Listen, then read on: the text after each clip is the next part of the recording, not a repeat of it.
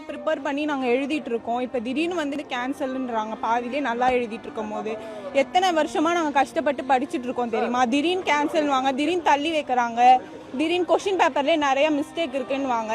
நாங்கள் என்னதான் அப்புறம் பண்ணணும்? எங்கள் வாழ்க்கை என்னதான் ஆகுறது? எத்தனை வருஷம் இதுலேயே நாங்கள் ஓட்டிட்டு இருக்கணும்னு தெரியல.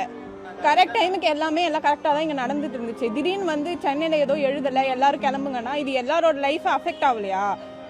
இதை இவங்க தானே மெயின்டைன் பண்ணணும், எல்லாரோடதையும் கரெக்டாக அலோகேட் பண்ணி.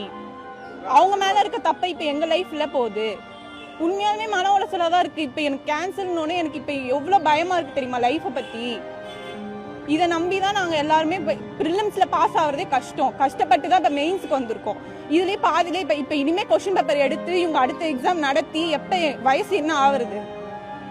கேர்ள்ஸுக்கு என்ன, இன்னும் எனக்கு கல்யாணம் ஆகலை, கல்யாணம் பண்ணி வைக்கிறேன்றாங்க. எப்படிங்க நான் படிக்க முடியும்? மெயின்ஸில் கம்மியான பேர் தான் எழுத போகிறாங்க. அதை கூட அலோகேட் பண்ணி ஒழுங்காக